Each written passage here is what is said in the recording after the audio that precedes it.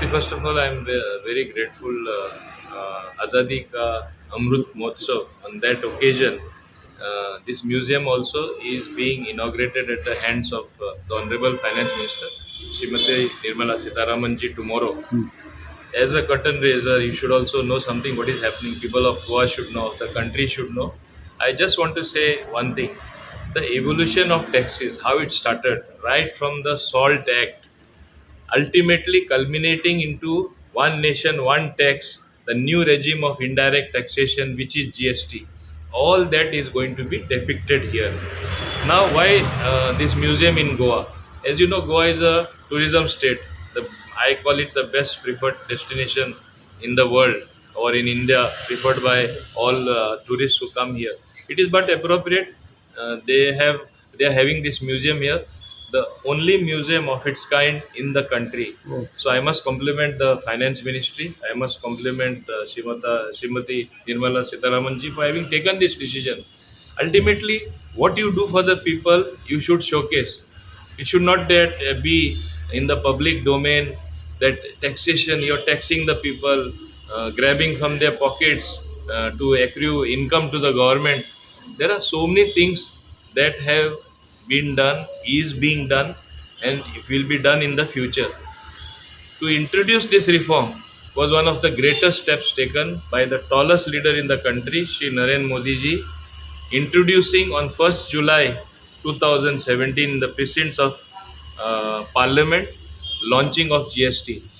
I cannot forget the contribution of the late Arun Jaitley ji, and now particularly immense hard work and contribution of our Honorable Union Finance Minister Srimati Nirmala Sitharaman ji and the various officials who have been associated.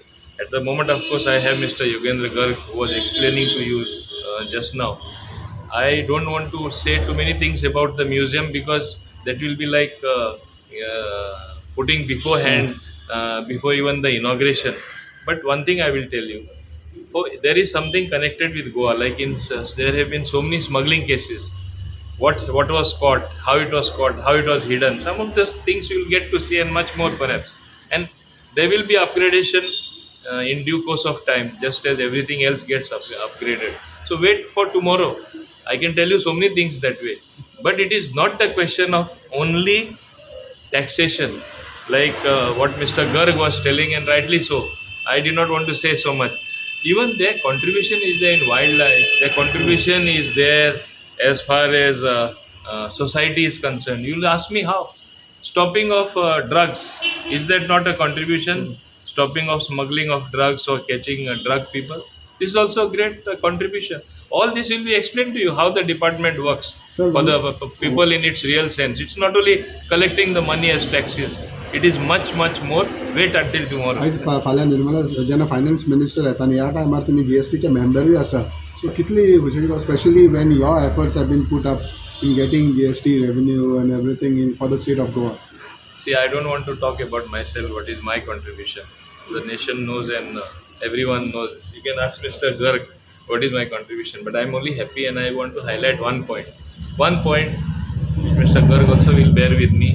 I have been highlighting that whenever the compensation due, though it is ending in July, to the smaller states should be given at one time. Just as you keep it pending for all the states because you have no money. It's not the fault of the central government. That much of cess collection, when it's not there, from where they will give to the states at one go. It was given in tranches. My simple submission was, let not small states suffer. Our requirement is very, very small. Give it in one go. And to the credit of the Union Finance Minister, last time around, we were paid up till May. We got 1,291 crores at a time when the state was in quite bad shape as far as our finances are concerned. So it really helped us. So valid suggestions which help the country, which help the state, our Honorable Finance Minister has always been in the forefront, coming to the rescue. Management of COVID in a different sense by providing the money required, giving those exemptions, allowing those particular imports of that particular equipment. That's why we were able to cope up with such a pandemic. The credit should go to her because she led the finance ministry, and to the Honorable Prime Minister who leads the country, who is a hands-on approach person. So we must realize this thing. So tomorrow, since he is coming and get a discussion as far as Goa is concerned. Definitely, you will see it tomorrow. Wait until the function is there, because I will be very much there here with the Honorable Finance Minister.